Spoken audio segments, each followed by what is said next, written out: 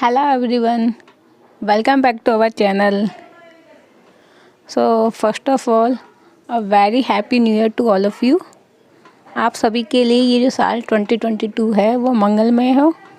आप जिस भी गवर्नमेंट जॉब की प्रिपरेशन कर रहे हो इस साल, उन सभी एग्ज़ाम्स में आपका सिलेक्शन हो।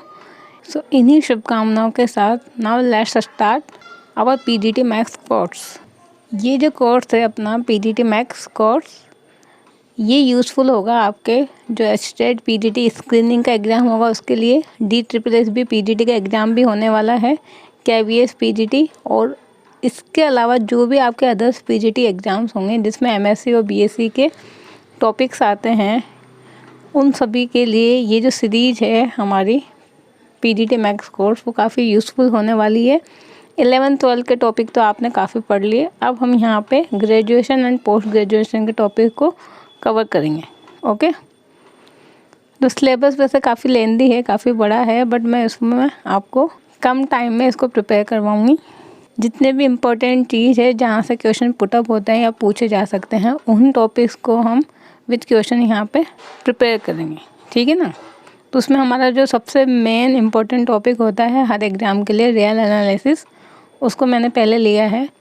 तो ये हमारा मेजर टॉपिक है और उसके जो ये सब टॉपिक्स हैं यहाँ पे मैंने मेंशन कर रखे हैं।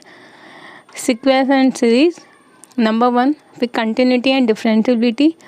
इसमें भी दो टाइप की होती है कंटिन्यूटी, एक तो 1 वेरिएबल की एंड 2 वेरिएबल की, तो वो हम इसमें डिस्कस करेंगे।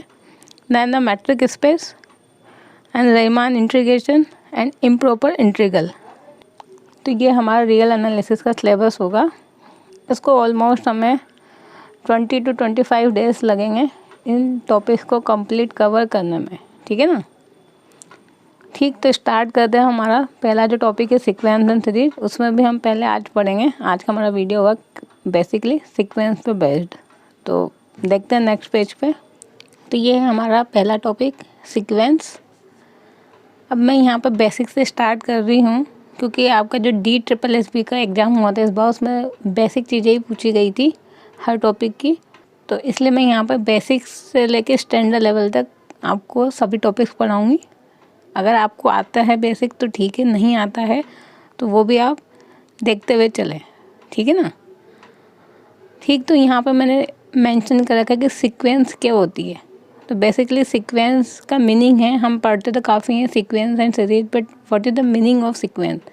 सीक्वेंस एक फंक्शन होता है f जो कि सेट ऑफ नेचुरल नंबर से किसी सबसेट में डिफाइंड होता है, and this a is a subset of r, set of real number, ठीक है ना। तो बस ये होती है सीक्वेंस। आपसे अगर कोई पूछें कि डिफाइन द सीक्वेंस, तो इसकी डेफिनेशन होगी sequence is a function which is defined from set of natural number two any subset of real number, ठीक। अब जो सीक्वेंस होती है उसको हम डिनोट इन दो सिंबल्स से यहाँ पे करते हैं। या तो आप इस तरीके से ब्रैकेट में लिखेंगे FN, या फिर कर्ली ब्रैकेट में लिखेंगे FN। दिस FN का मीनिंग होता है यहाँ पे nth term of a sequence. जो सीक्वेंस की nth टर्म होगी उसको डिनोट करेगा। अब यहाँ पे अगर डोमेन n है, दैट मीन्स ये इसकी nth टर्म है, तो इसमें n की वैल्यू क्या है, set of natural number 1 2 3 4 5 put करते जाओ n में। यहाँ पे जो भी आपको FN गिवन है तो आपको सीक्वेंस की टर्म्स मिलती जाएंगी। ये फर्स्ट टर्म है, ये सेकंड टर्म है, ये थर्ड टर्म है, ये nth टर्म है। ऐसे ही सीक्वेंस के अगर nth टर्म है तो इसमें n की वैल्यू 1 2 3 पुट करते जाओ। पुट करेंगे तो आपको सीक्वेंस की टर्म मिल जाएंगी। ये यहाँ पर फर्स्ट टर्म है, ये सेकंड टर्म है, ये थर्ड टर्म है, ये फोर्थ टर्म है। रिपीट हो रही हैं, बट ये यहाँ पर थर्ड नंबर पे यानी इसकी थर्ड टर्म है, ये फोर्थ टर्म है, ये nth टर्म है, ठीक है ना। इसका मीनिंग है सीक्वेंस में कोई भी एक जो टर्म्स है वो इन्फाइनेटली मेनी बार भी आ सकती है, depend on it's nth term की nth टर्म कैसे डिफाइंड है। अब ये भी एक तरीका होता है सीक्वेंस को डिफाइन करने का, इसको हम बोलते हैं recurrence formula of a sequence.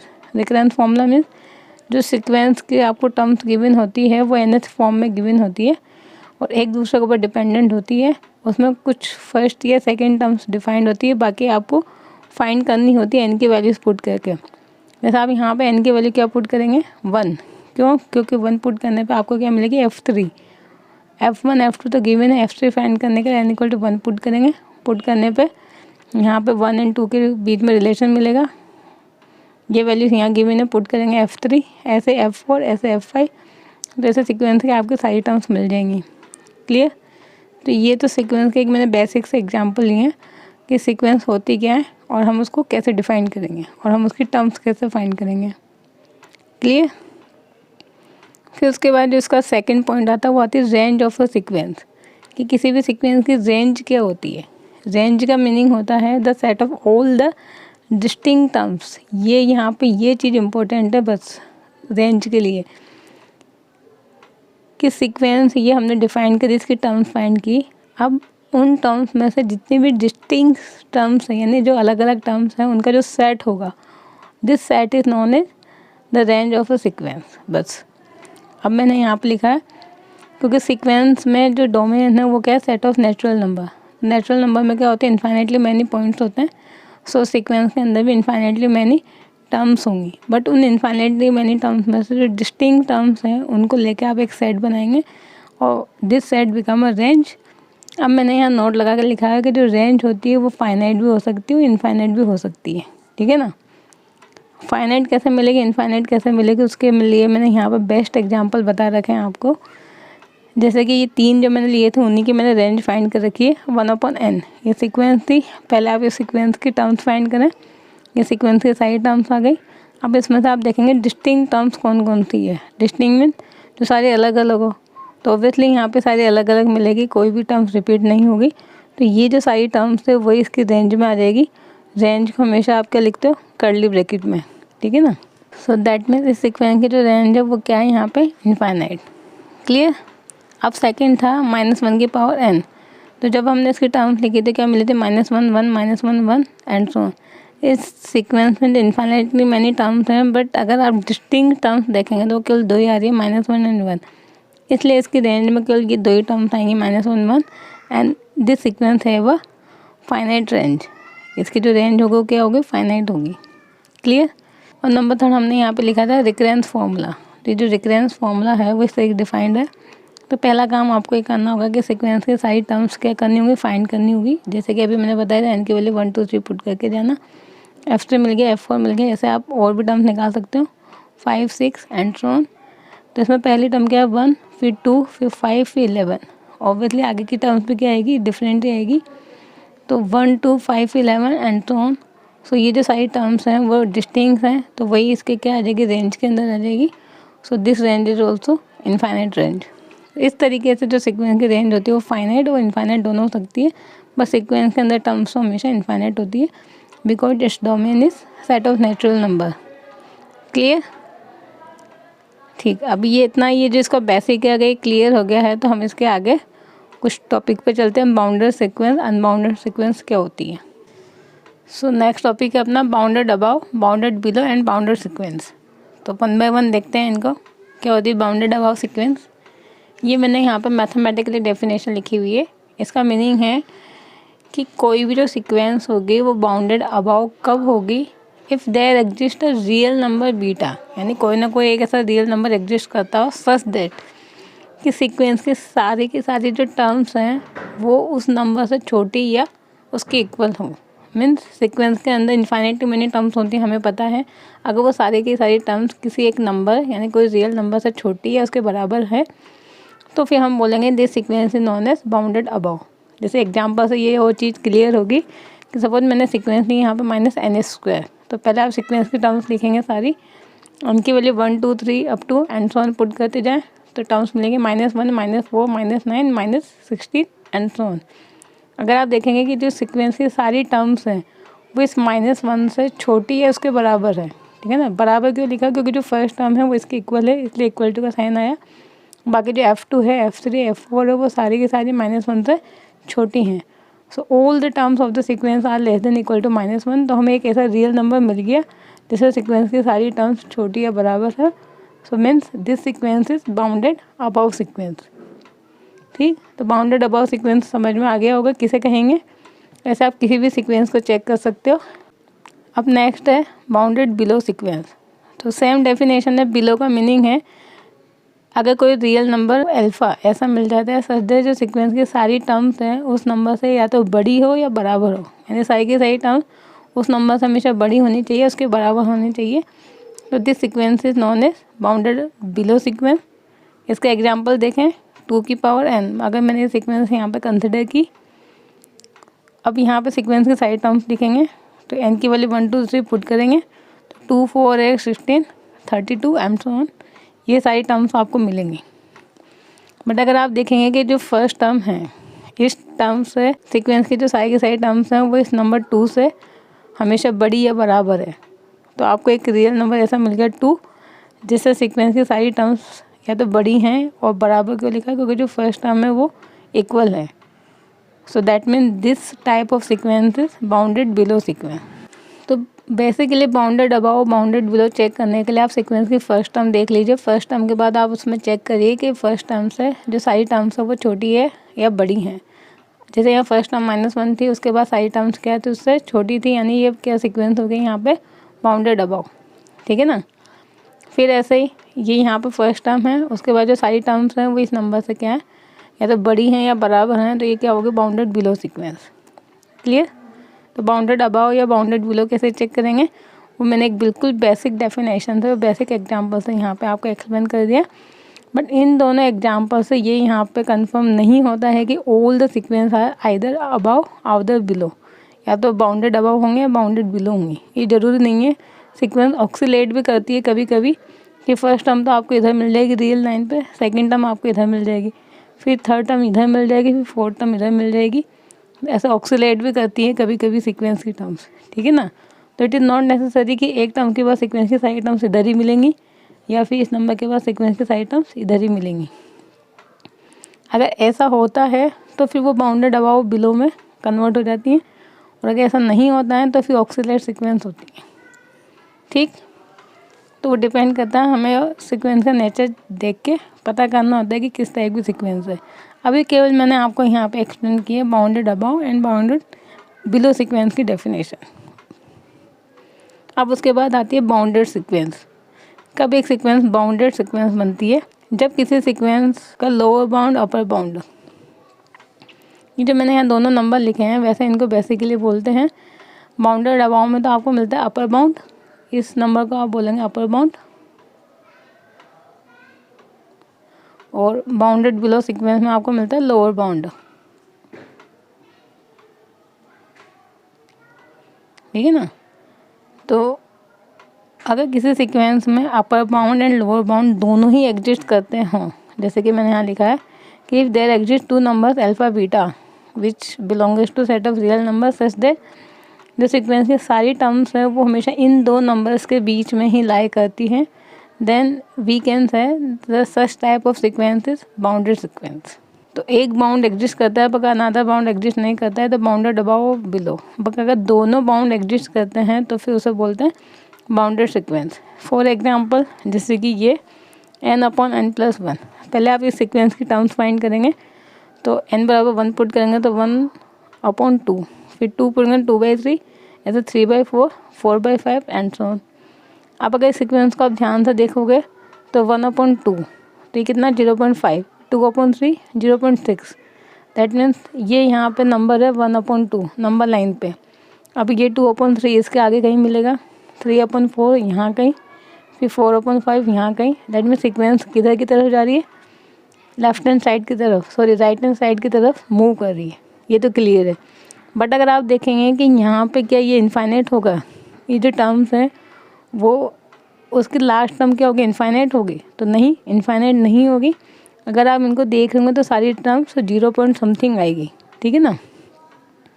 आप यहाँ कितना भी बड़ा नंबर रख लें, 1000 रख लें, 1 लाख रख लें, 1 करोड़ रख लें, कुछ भी रख लें यहाँ पे नंबर, बट ये जो नंबर है वो हमेशा 1 से छोटा ही आएगा, कभी भी 1 के इक्वल भी नहीं आएगा।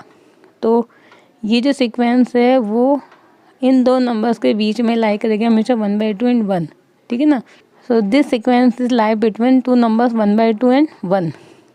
तो ये मैंने लिख दिया कि सीक्वेंस के जो सारे नंबर्स है वो इन 2 नंबर्स के बीच में लाई करेंगे। सो इसका यहाँ पर अपर बाउंड भी एग्जिस्ट करता है, लोअर बाउंड भी एग्जिस्ट करता है। This is lower bound and this is upper bound. यहाँ पे मैंने इक्वल टू को लगाया क्योंकि फर्स्ट टर्म 1/2 है, इसलिए इस पर इक्वल टू का साइन लगाया। बट ये 1 पे इक्वल टू का साइन क्यों नहीं लगाया, क्योंकि इस पर एन की किसी भी वैल्यू के लिए ये कभी भी 1 के इक्वल नहीं मिलेगा। इसकी लिमिट 1 मिलेगी बट नॉट FN, यानी सीक्वेंस की कोई भी टर्म 1 के इक्वल नहीं होगी। बट आपको तो ऐसे 2 रियल नंबर्स मिल गए कि सीक्वेंस की सारी टर्म्स इन 2 रियल नंबर्स के बीच में लाया करती है। So this sequence is known as bounded sequence. तो ये बिल्कुल बेसिक्स मैंने आपको यहाँ पे सीक्वेंस का बताया अभी, कि bounded above, bounded below, bounded sequence किसे कहेंगे। ये जो बेसिक चीज़ें हैं यही आपके एग्ज़ाम के लिए इम्पोर्टेंट होती हैं। अगर आपका बेसिक्स क्लियर हो जाएगा तो फिर आप किसी भी टाइप का क्वेश्चन कर सकते हो, किसी भी टॉपिक का। इसलिए मैं आपको बिल्कुल बेसिक्स से यहाँ पर पढ़ा रही हूँ, जो भी कुछ छोटी छोटी चीज़ें होती हैं वो सब क्लियर। अब नेक्स्ट टॉपिक है हमारा यहाँ पर limit point of a sequence and limit of a sequence. यहाँ पे ये काफ़ी आपको डाउट रहता होगा कि लिमिट पॉइंट और लिमिट में क्या डिफरेंस होता है। आई थिंक अभी तक आप लिमिट पॉइंट और लिमिट को एक ही मानते होंगे कि दोनों का मीनिंग एक है, बट इन दोनों में काफ़ी बड़ा डिफरेंस होता है। वो आज मैं यहाँ पे एक्सप्लेन कर रही हूँ आपको, इसलिए मैंने दोनों पॉइंट्स को आपको यहाँ पे साथ में एक्सप्लेन कर रखा है, ठीक है ना। तो सबसे पहले हम लिमिट पॉइंट को देखते हैं, देन उसके बाद लिमिट को देखेंगे। अब क्या होता है लिमिट पॉइंट? लिमिट पॉइंट जो होता है वो एक ऐसा पॉइंट होता है a number alpha which is known age limit point of a sequence. कब? अभी इन्वर्टेड कॉमा में मैंने यहाँ पे इसकी डेफिनेशन लिखी हुई है कि every neighbourhood of alpha contains infinitely many terms of sequence. बस यही डेफिनेशन है यहाँ पे लिमिट पॉइंट की। मतलब क्या है कि कोई भी एक ऐसा नंबर लिमिट पॉइंट होगा सीक्वेंस का। अब जो लिमिट पॉइंट है वो ज़रूरी नहीं है सीक्वेंस का पॉइंट हो, वो सीक्वेंस के बाहर का भी हो सकता है, ठीक है ना। बट कोई भी नंबर जो सीक्वेंस का लिमिट पॉइंट बनेगा यदि उस सीक्वेंस का जो नेबरहुड है। अब नेबरहुड क्या होता है, जैसे कि नंबर लाइन बनाई, ये पॉइंट अल्फ़ा है, इसका आपने एक छोटा सा इंटरवल बनाया, तो इस छोटे से इंटरवल में अगर सीक्वेंस की इनफाइनाइटली मैनी टर्म्स लाई करती हैं, so this number become a limit point of a sequence. क्या बोला मैंने कि कोई भी नंबर सीक्वेंस का लिमिट पॉइंट बनेगा यदि उस पॉइंट की नेबरहुड में, नेबरहुड आप जानते हैं कि काफ़ी छोटा सा इंटरवल बनाना होता है आपको रियल लाइन पे। उस छोटे से इंटरवल में अगर सीक्वेंस की इनफाइनाइटली मैनी टर्म्स आ जाती हैं तो फिर वो पॉइंट बन जाएगा लिमिट पॉइंट। अब उसके एग्जांपल से समझ लेते हैं, ऐसे तो समझ में नहीं आएगा आपको डेफिनेशन से। तो ये बेस्ट एक छोटा सा एग्जांपल मैंने लिया है। सपोज -1 की पावर n, ये सीक्वेंस अभी मैंने यहाँ पे ली थी स्टार्टिंग में, इसकी टर्म्स आपने निकाली थी, तो ये टर्म्स आई थी -1 पहली टर्म, फिर 1 सेकेंड टर्म, फिर जो थर्ड टर्म में वापस है -1, फिर fourth term 1, fifth term -1, six term 1, ऐसे एंड सो ऑन, ये सारी टर्म्स चलती जाएंगी। सीक्वेंस में इनफाइनाइटली मैनी टर्म्स हैं, बट वो सारी इनफाइनाइटली मैनी टर्म्स है, वो केवल 2 ही टर्म्स रिपीट हो रही है, 1 एंड -1। अब इन दोनों पॉइंट को लेके जब आप सीक्वेंस का लिमिट पॉइंट फाइंड करेंगे तो लिमिट पॉइंट के लिए आप इसका नेबरहुड बनाएंगे, ठीक है ना, 1 एंड -1 का। अब सबसे पहले मैंने -1 का नेबरहुड बनाया, तो एप्सिलॉन छोटा सा नंबर लेना होता है, -1 माइनस एप्सिलॉन और प्लस एप्सिलॉन किया, ऐसे 1 का हमने नेबरहुड बनाया, 1 माइनस एप्सिलॉन 1 प्लस एप्सिलॉन। अब इस नेबरहुड में क्या सीक्वेंस की इनफाइनाइटली मैनी टर्म्स आ रही है, तो यस यहाँ पे ये जो 1 है ये 1 सीक्वेंस की टर्म है और ये 1 जो है वो इनफाइनाइटली मैनी टाइम्स रिपीट हो रहा है। अगर आप सीक्वेंस में देखेंगे तो ये रिपीट हो रहा है कितनी बार, इनफाइनाइटली मैनी टाइम्स। सो ये जो 1 है वो इनफाइनाइटली मैनी टाइम्स आ रहा है। तो हम यहाँ पे बोल सकते हैं कि 1 के नेबरहुड में सीक्वेंस की इनफाइनाइटली मैनी टर्म्स आ रही है, so it is a neighbourhood, so it is a limit point. ऐसे सेम थिंग विद -1 का नेबरहुड बनाया, तो इसके इंटरवल में काफ़ी छोटी टर्म्स हैं, वो तो नहीं है, बट हमारे पास तो 2 ही टर्म्स हैं, और ये जो -1 है वो भी इनफाइनाइटली मैनी टाइम्स रिपीट हो रहा है। आप देखेंगे ये जो टर्म्स है वो सीक्वेंस की है, बट ये इनफाइनाइटली मैनी टर्म्स आ रही है। सो इसका मीनिंग ये जो टर्म है जब इसका आप नेबरहुड बनाएंगे तो नेबरहुड में इनफाइनाइटली मैनी टर्म्स सीक्वेंस की आ रही है, so that means it is also limit point. अगर ये डेफिनेशन भी आपको कॉम्प्लिकेटेड लगती है तो मैंने सिंपल सा नोट लगा कर लिखा हुआ है कि किसी भी सीक्वेंस के आप रेंज निकालेंगे, अगर रेंज फाइनाइट मिलती है आपको, कैसे निकालते रेंज वो मैंने स्टार्टिंग में बताया हुआ है। अगर सीक्वेंस की रेंज फाइनाइट मिलती है तो वो जो फाइनाइट सेट के अंदर जितने भी पॉइंट होंगे सारे के सारे क्या होंगे, लिमिट पॉइंट होंगे। जैसे इसकी रेंज निकाली थी तो आपको क्या मिलती है, -1 एंड 1, दैट मीन ये दोनों पॉइंट ही क्या बन जाएंगे, लिमिट पॉइंट। क्लियर। और भी अच्छा तरीका है लिमिट पॉइंट फाइंड करने का कि जो सीक्वेंस की nth टर्म है उस पर आप लिमिट अप्लाई कर दीजिए n to infinity. Limit apply करने पे जो निकल के आएगा वही बन जाएंगे लिमिट पॉइंट। तो यहाँ पे -1 और 1, -1 कब आएगा जब n ऑड है, 1 कब आएगा जब n इवन है। तो ये दोनों पॉइंट क्या हो जाएंगे यहाँ पे लिमिट पॉइंट, ठीक है ना, लिमिट अप्लाई करने पे। ऐसा 1/n अगर आपको सीक्वेंस गिवन है तो इस तरीके से तो आप फाइंड करना थोड़ा टिपिकल होगा। तो सिंपल है, आप उसके nth टर्म पर लिमिट अप्लाई कर दो। लिमिट अप्लाई करेंगे तो क्या निकल के आएगा 0। सो दैट में it is a limit point of a sequence. ऐसा n है, इस पर आप लिमिट अप्लाई करोगे तो इनफाइनाइट है। दैट मीन्स ये यहाँ पे कोई फाइनाइट नंबर नहीं है। जो लिमिट पॉइंट होता है वो हमेशा क्या होता है, एक नंबर होता है, फाइनाइट नंबर। ये यहाँ पे इनफाइनाइट है तो हम बोलेंगे लिमिट पॉइंट नॉट एग्जिस्ट, ठीक। तो एक तरीका ये भी है, ये तो मैंने केवल आपको बेसिक बताया कि लिमिट पॉइंट होता क्या है, ये इसकी डेफिनेशन है। अगर कोई भी आपसे डेफिनेशन पूछे तो बस आपको इतनी से बोलनी है कि लिमिट पॉइंट क्या होता है। इट इज़ अ नंबर, कौन सा नंबर, कि अगर उस नंबर के नेबरहुड में सीक्वेंस के इन्फाइनेटली मैनी टर्म्स आ जाते हैं तो वो बन जाता है सीक्वेंस का लिमिट पॉइंट। बस ये इसकी बेसिक डेफिनेशन है, बाकी तो सब मैंने आपको एक्सप्लेन करने के लिए बताया। अब लिमिट पॉइंट कैसे फाइंड करेंगे किसी भी सीक्वेंस की, वो एक प्रोसेस होता है, वो मैं आपको आगे एक्सप्लेन करूँगी विद एग्जांपल्स। अभी तो केवल मैंने इसकी डेफिनेशन बताई है। अब इसमें डिफरेंस बताने के लिए ये मैंने यहाँ पे दोनों साथ में लिखे हुए थे। अब लिमिट क्या होती है सीक्वेंस की, उसके लिए मैंने यहाँ लिखा हुआ है कि सीक्वेंस के आप लिमिट फाइंड करेंगे n टू इन्फिनिटी पर। इफ़ दिस लिमिट एग्जिस्ट, बस ये 2 पॉइंट इंपॉर्टेंट है, एंड यूनिक। अगर लिमिट एग्जिस्ट करती है और साथ में वो यूनिक भी है। यूनिक का मतलब आप सब जानते हो कि एक ही नंबर मिलना चाहिए, लिमिट अप्लाई करने पे एक से ज़्यादा नंबर नहीं मिलना चाहिए। अगर एक पॉइंट मिलता है और एग्जिस्ट भी करती है तो फिर हम बोलेंगे कि वो जो पॉइंट है वो लिमिट है सीक्वेंस की। Then we can say that limit of a sequence exist. अब स्टार लगा के लिखा हुआ है कि यदि इस सीक्वेंस के आपने लिमिट अप्लाई करी और वो आपको या तो इन्फाइनाइट या माइनस इन्फाइनाइट मिल जाता है, then we can say the limit does not exist. अब जैसे ये एग्जांपल मैंने यहाँ लिखा, सपोज ये एक सीक्वेंस है 1 + -1 की पावर n, ये इसकी nth टर्म है। इसको जब ओपन करेंगे n बराबर 1 रखेंगे तो 0, n बराबर 2 रखने पर 2, 3 रखने पर वापस 0, 4 रखने पर वापस 2। दैट मीन 2 ही पॉइंट आपको मिलेंगे 0 2 0 2 0 2। अब ऑब्वियसली इसके जब आप रेंज निकालेंगे तो रेंज क्या मिलेगी 0 और 2, ठीक है ना, ये रेंज सेट मिलेगा ऐसे। तो अगर लिमिट पॉइंट आपसे पूछे तो लिमिट पॉइंट आप बोल देंगे 2 लिमिट पॉइंट होंगे 0 और 2। बट अगर लिमिट आपको फाइंड करनी होगी तो उसके लिए लिमिट n टू इन्फिनिटी लगानी होगी सीक्वेंस के nth टर्म पे। ऑब्वियसली आप इसको जब फाइंड करेंगे तो इसका आंसर या तो 0 होगा 2 होगा, डिपेंड n के ऊपर, n ऑड है या n इवन है। तो ये जो सीक्वेंस की लिमिट है वो एग्जिस्ट तो कर रही है बट यूनिक नहीं है, 2 अलग अलग नंबर मिल रहे हैं। लिमिट हमेशा यूनिक होती है, तो दैट मीन्स आप बोलेंगे कि limit exist but not unique, so limit of a sequence does not exist. तो इस सीक्वेंस की जो लिमिट है वो एग्जिस्ट नहीं कर रही क्योंकि आपको 2 डिफरेंट नंबर मिल रहे हैं, यूनिक नहीं मिल रहा। बट सीक्वेंस है 2 लिमिट पॉइंट्स। बट इस सीक्वेंस के अगर लिमिट पॉइंट्स पूछें तो आप बोलेंगे इस सीक्वेंस के 2 लिमिट पॉइंट है, वो 0 और 2 है। But limit of this sequence does not exist because we does not have a unique number, ठीक है ना। इस वजह से हमें इस सीक्वेंस की लिमिट नहीं मिलेगी। क्लियर। तो लिमिट और लिमिट पॉइंट में बेसिक डिफरेंस समझ में आ गया। वो क्या होता है, लिमिट पॉइंट तो कोई सा भी नंबर बन सकता है जिसके नेबरहुड में सीक्वेंस के इन्फाइनाइटली मैनी पॉइंट आ जाए, और लिमिट हमेशा सीक्वेंस की यूनिक होती है। n टेंड टू इन्फिनिटी लगाने पर अगर एक आपको फाइनाइट नंबर मिल जाए जो कि यूनिक हो तो वो उसकी लिमिट होती है, ठीक है ना। Every limit is a limit point but every limit point is not a limit. Sequence की जितनी भी लिमिट्स होती हैं वो सारी की सारी क्या होती है, जैसे कि ये बेस्ट एग्जांपल है, ये जो सीक्वेंस है इसकी लिमिट आपने निकाली वो 0 आ गई। अब ये 0 है वो यूनिक नंबर है, दैट मीन सीक्वेंस की जो लिमिट है वो एग्जिस्ट करती है और ये इसका लिमिट पॉइंट है।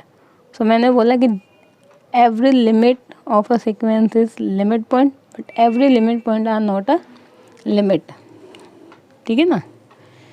सो limit point can be more than 1 but limit is always unique.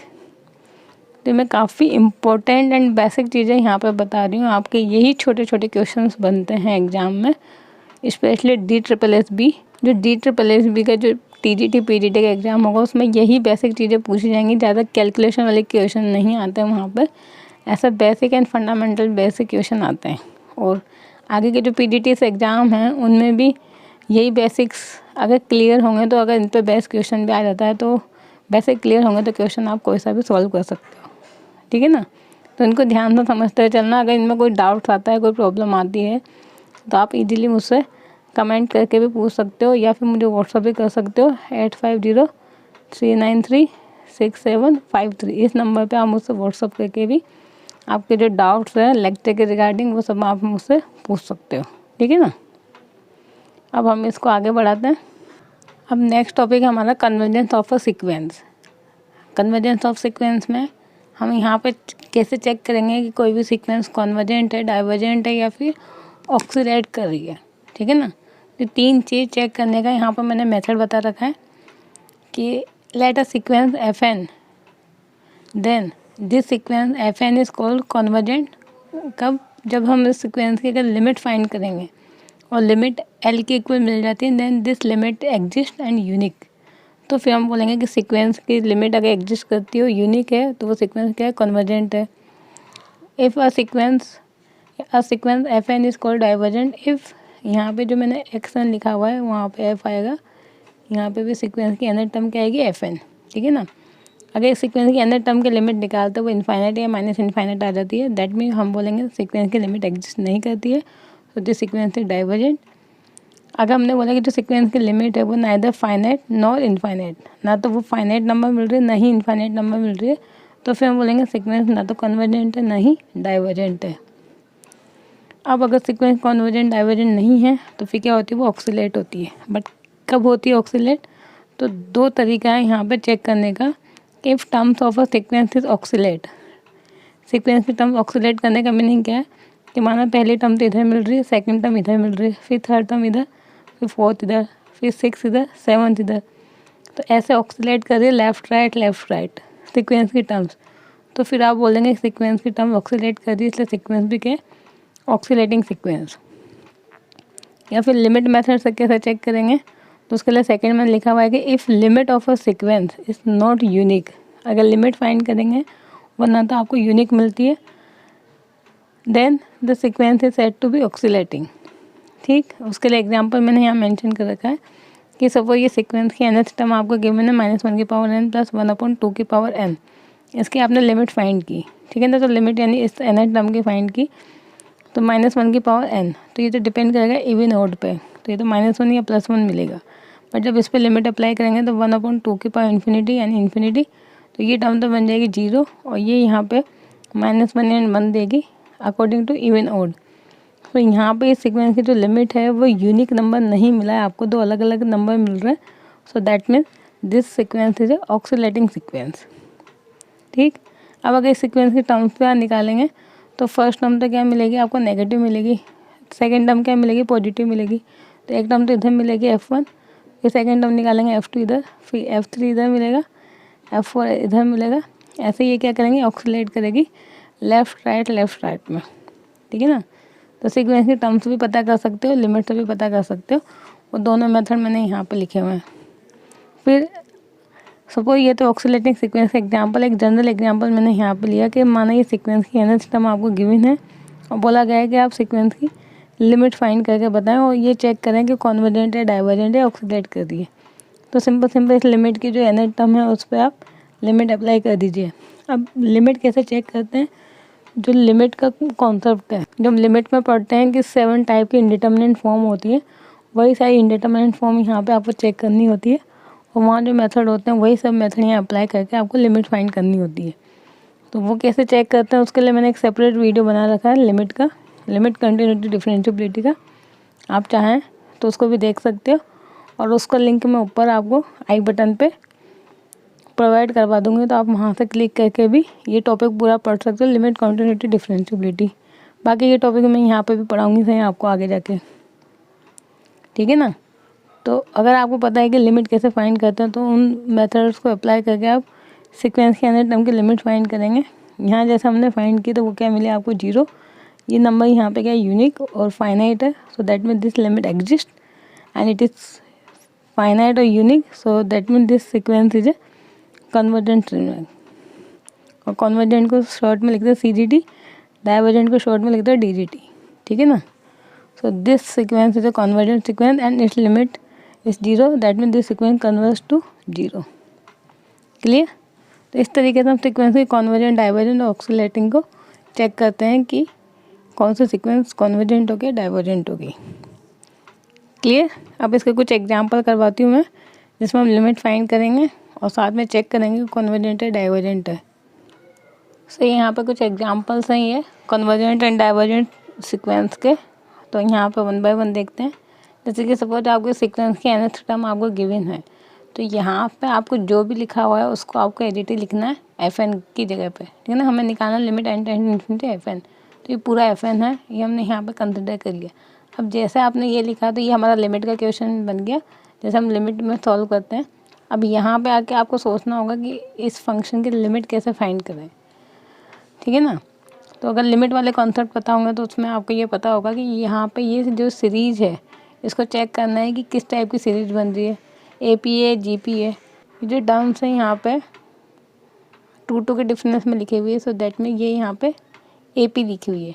तो पहले आपको इस AP का सम फाइंड करना होगा, जो कि हमारा फॉर्मूला होता है टोटल नंबर ऑफ टर्म्स जो होती है n/2/2a + n-1 इंटू D, ठीक है ना. तो यहाँ पर D कितना है 2, तो उसकी जगह पर 2 आ गया.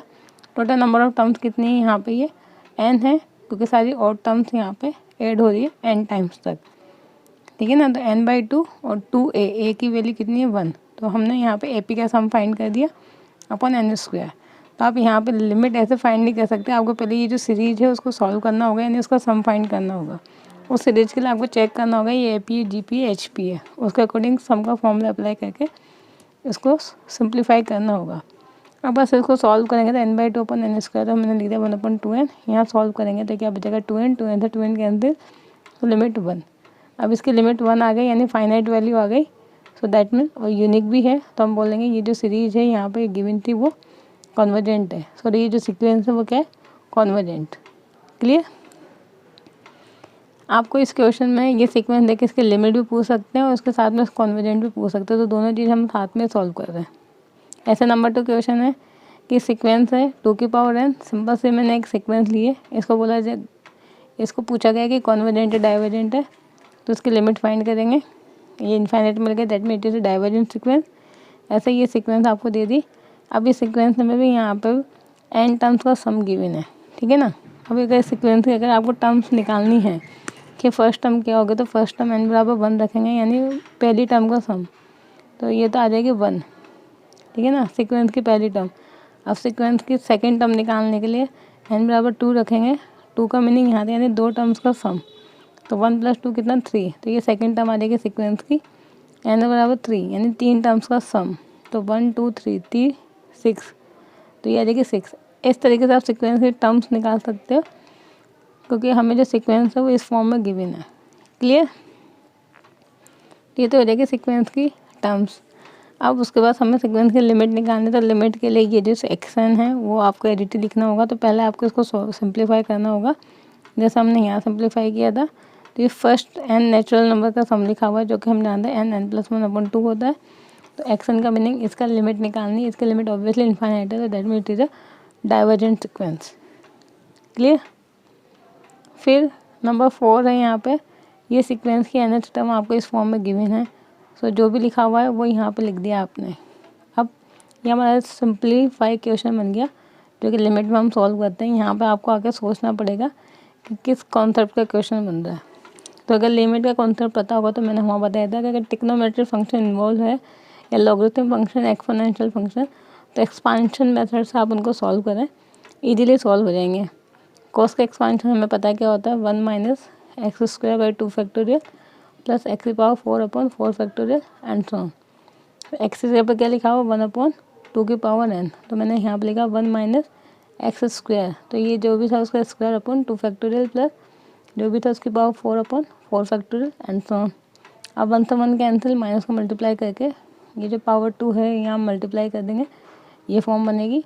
अब 2 की पावर n को अंदर मल्टीप्लाई करेंगे, लिमिट अप्लाई करेंगे तो 1/2 फैक्टोरियल, बाकी सारी टर्म्स का मिलेंगे 0 के इक्वल. अब 1/2 फैक्टोरियल का मीनिंग है 1/2, ये नंबर भी क्या आ गया, फाइनाइट नंबर, यूनिक है. So that mean our series is, sorry our sequence is convergent. ठीक, तो सीक्वेंस का कॉन्वर्जेंट डाइवर्जेंट हम इस तरीके से फाइंड करते हैं, और जो भी यहाँ पे गिवन होता है उसकी लिमिट चेक करनी होती है। ये कुछ एग्जांपल्स मैंने यहाँ पे करवाए। अब इस लेक्चर को हम कल कंटिन्यू रखेंगे, सीक्वेंस के टॉपिक्स को हम आगे बढ़ाएंगे, ठीक है ना। तो ये जो मैं यहाँ पे पढ़ा रही हूँ उसकी PDF भी मैं आपको प्रोवाइड करवा दूँगी टेलीग्राम चैनल पे, और कोशिश करूँगी कुछ क्वेश्चंस भी मैं आपको प्रैक्टिस के लिए प्रोवाइड करवाऊँ। उसके लिए मैं आपको जल्दी बता दूँगी कि किस तरीके से मैं आपको प्रोवाइड करवाऊँगी, ठीक है ना। अगर आपको इसमें कुछ डाउट है, कुछ प्रॉब्लम है या कुछ आपका सजेशन है तो आप मुझे कमेंट करके बिल्कुल बता सकते हैं। और अगर आपको वीडियो अच्छा लगा हो तो प्लीज़ लाइक और शेयर ज़रूर करना अपने फ्रेंड्स के साथ। Okay, so thank you for watching my videos guys, thank you.